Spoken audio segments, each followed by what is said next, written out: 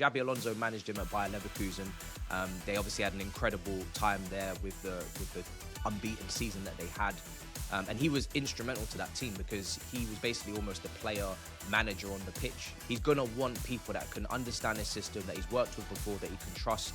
Especially with a very young team, you need a little bit of balance now. This Chelsea team have needed that for a long time in terms of the experience and know-how. So, yeah, I think it actually all makes sense. I just didn't expect it from us, and it certainly took me by shock.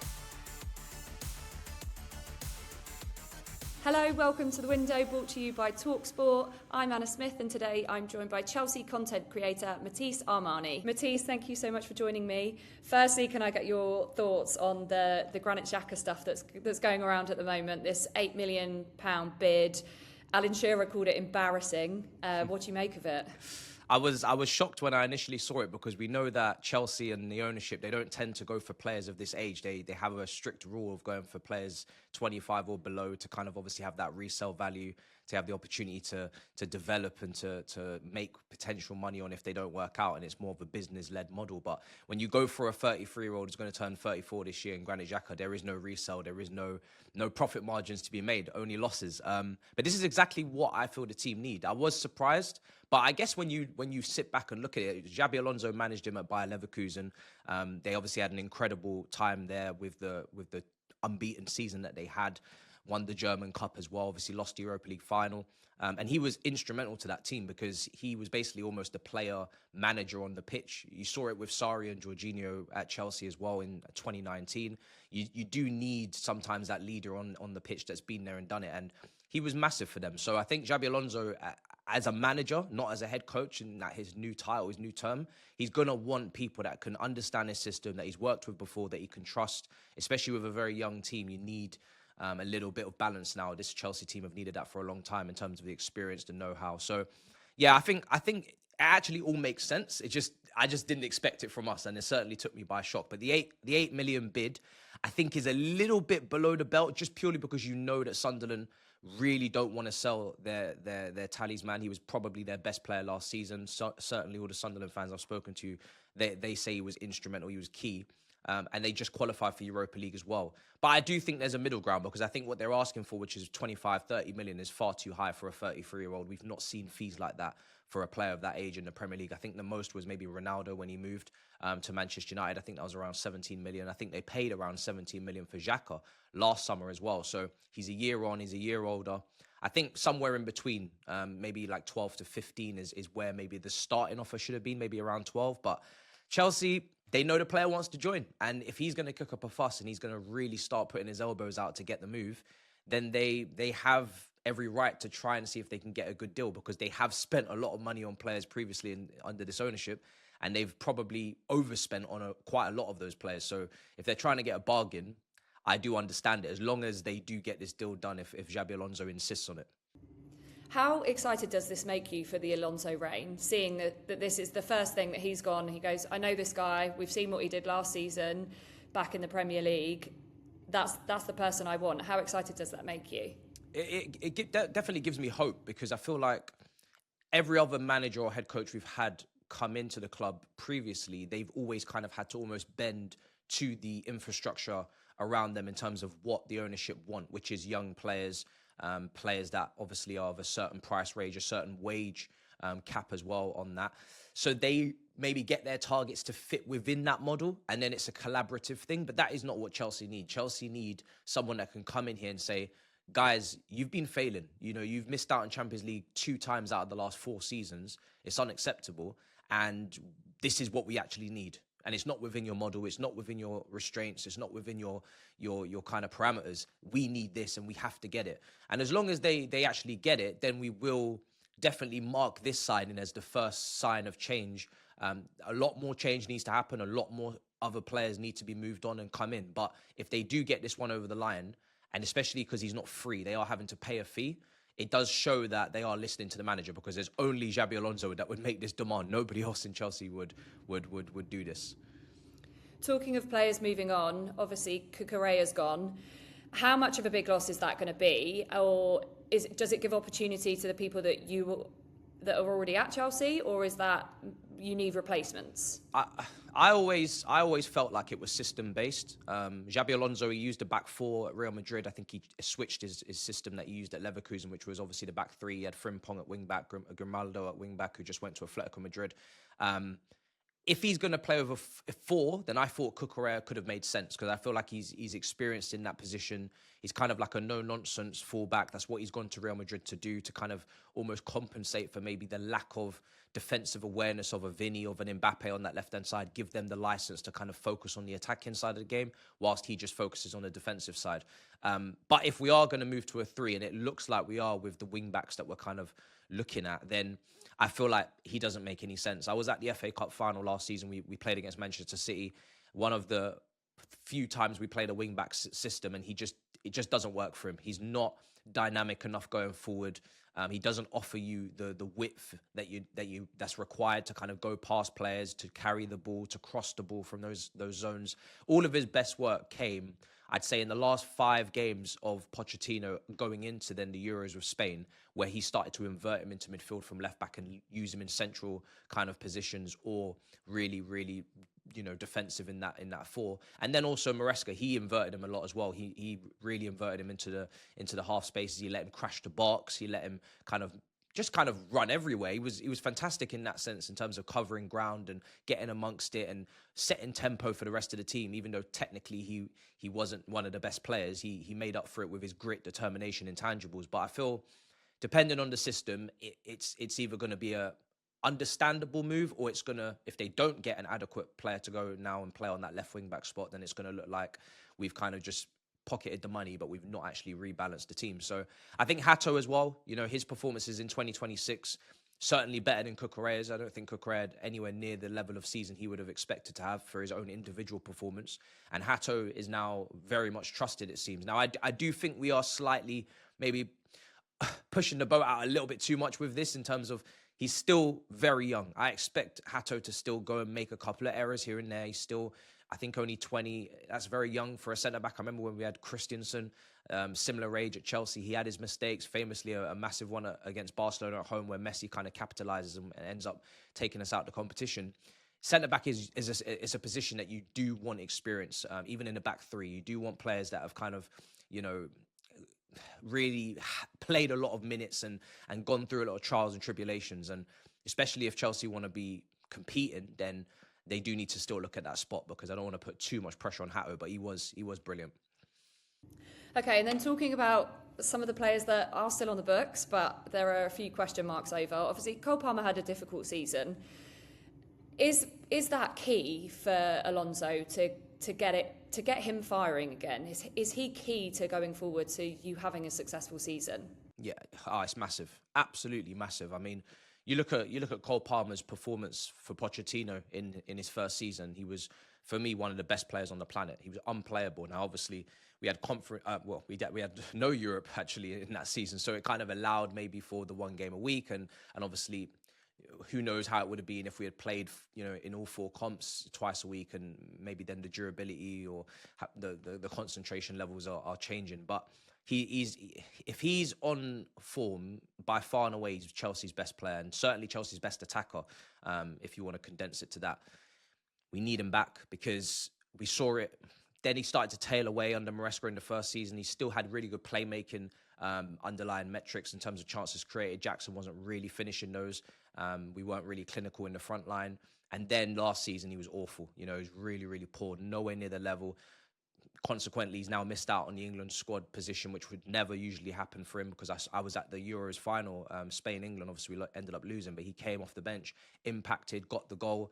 The semi-final against the Netherlands, same thing, impacted, assisted Ollie Watkins. So this is a player that turns up in the big occasions, turns up in the big moments, and is really capable of spearheading an attack with his goals, his playmaking, his kind of poise. But Xabi Alonso has to get the best out of him, because Chelsea are not gifted with a lot of, in my opinion, high-end quality attackers. I think it's clear that Delap struggled last year. Jackson's future is uncertain. Garnacho, I'm not impressed by. Neto's inconsistent, and Gittins was injured a lot of last season. Only really João Pedro kind of stood up with the goals that he got in the Premier League, and obviously Esteval big talent, but then got injured towards the end. He has to be looked after. So Cole Palmer has to be unleashed. He has to be kind of rejuvenated by Xabi Alonso. And I think he's more than capable. He worked with Florian Wirtz at Bayer Leverkusen. I think he's definitely going to play an attack-minded system. Hopefully he allows a bit more freedom in the team. But yeah, definitely one of his main focal points that he needs to be improving. Do you think he saw that coming this summer? Obviously, we know he didn't have a good season, but do you still think he thought, people know what I can do, different environment, different setup, it could be, I can still do stuff for the England team. How disappointed do you think he was? Oh, massively. Nobody wants to miss out on a World Cup, and we already see in the World Cup now, it's incredible, absolutely incredible. All of the big stars are turning up. The Golden Boot race is ridiculous. I've never seen anything like it in my time of watching football. And he would have been gutted to miss that, because you're right. He does believe, I'm sure, that he can bring something to the party, even if he's not a starter for whatever reason. Obviously, Tuchel's got his regimented ways of going about things. We know that at Chelsea, some of his call-ups, some of his decision-making has been questioned by a lot of supporters. Chalobah coming in for Livramento, not taking Lewis Hall, etc. But a player of Cole Palmer's quality, at least in the squad, to come off the bench if England need a moment, we've kind of referenced a couple of them in the Euros, it makes sense. But as a Chelsea fan, selfishly, I'm happy he's not there, because I feel like not only does he need the rest, he played Club World Cup, he played Euros, he's obviously been playing seasons in, season out for Chelsea. So a lot of minutes, it's a lot of game time, also for the mental as well, can be quite draining. So I think that the summer off is good for him to recharge, to kind of reset. But also it's consequential. You don't play well, you shouldn't necessarily be expecting to play for your country. And I think it's just a little bit of a moment to kind of, shake him and say, hey, you're not there yet. You had a great season, then you had a good season, then you had a really poor season. There's a lot of competition at England. There's a lot of 10s. Foden didn't go either. Gibbs-White didn't go. He had a better season than both of them. You have to keep pushing if you're going to be thought of in that realm, because, yeah, there's a lot of competition at England. Yeah, fingers crossed, but I'm pretty sure he'll be back.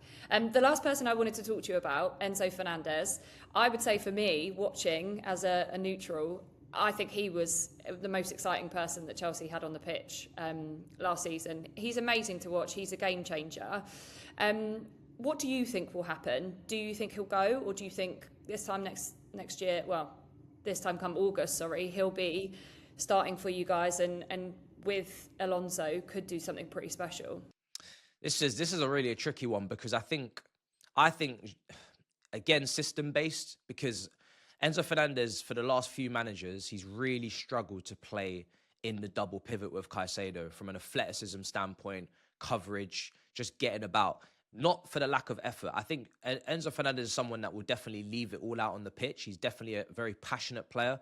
Most Argentines are. You can see the way that they kind of galvanize around Messi for this World Cup. They all put in that extra shift, because off the ball, he's basically walking. That's 10 men off the ball in most sequences. But for Enzo Fernandez, he's just not a shielder of a defense. He doesn't have the physical attributes to do it aerially, or shoulder to shoulder, and also running power as well. So you look at a Declan Rice, for instance, you look at when Chelsea had Nemanja Matic, Casemiro in his prime, Rodri. These are the type of players that I think would be best suited to play next to a Caicedo, purely because I feel like that's just better balance for Chelsea. So systematically, if we're going to play with a two-man midfield, which it looks like we are, it doesn't really make much sense. And then if you push him further forward, which Pochettino, I think, did, Maresca certainly did, they kind of turned him into this kind of 10 who crashed the box, got goals, and he got great GA last season for Chelsea. A lot of winning goals against Leeds, equaliser against Man City, various others that if he doesn't do that, Chelsea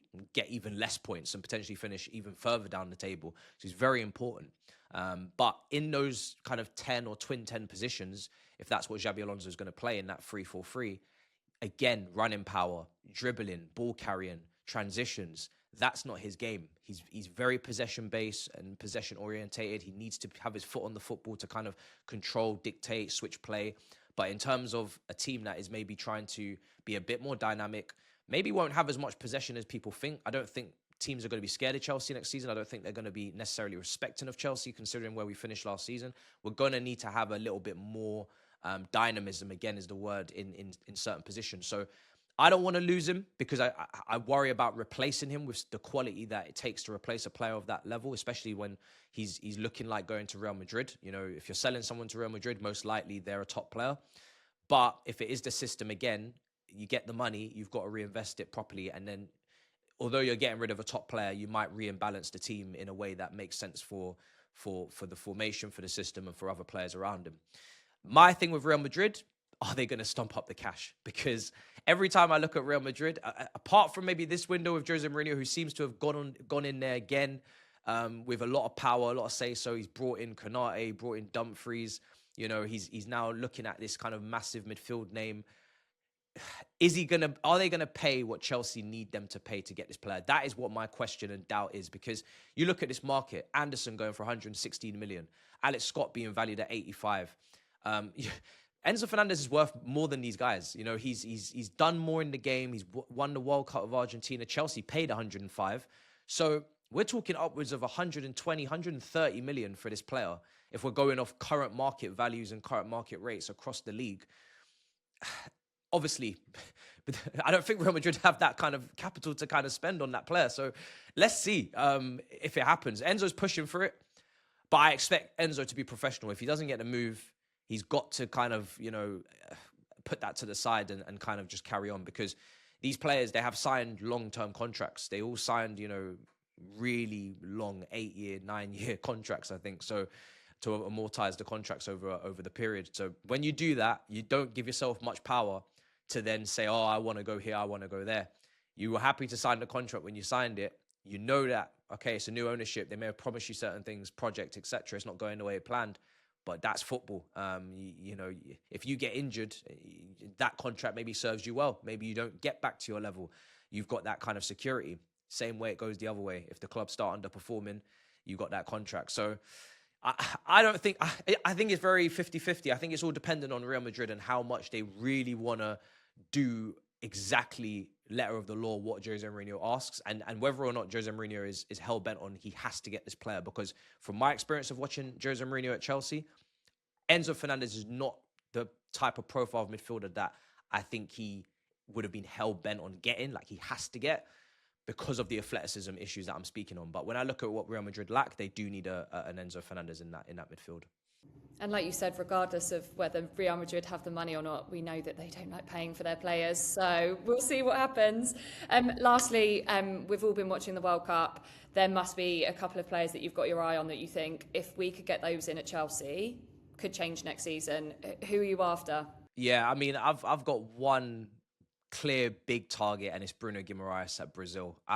If we're going to change the rules of what we're expecting from the ownership in terms of age, then this is the perfect player. He's 28 years old. I believe he's got 2 years left on his Newcastle contract. It's the perfect time for him to try and maybe move because of the longevity of how long he's been there since he joined Lyon, but also where Newcastle also finished last season, and the financial fair play issues they probably look like they may have with some of the players that are linked to with Tonali, Gordon leaving already. There's been links with Lewis Hall. City have always had long-standing interest in Livramento. It doesn't seem like a team that is going to be pushing on. It seems like a team that might be getting picked apart potentially. He is a top player. He got the assist there the other day from Martinelli. I think he's joint level assists at the top for the World Cup so far with Elise. He is a brilliant player, well-rounded. A lot of people don't like coming up against him because he has the dark arts. That is exactly what you want on your team, especially when you've lost Cucurella. You're going to potentially lose Enzo. Those guys kind of carry those intangibles, those dark arts.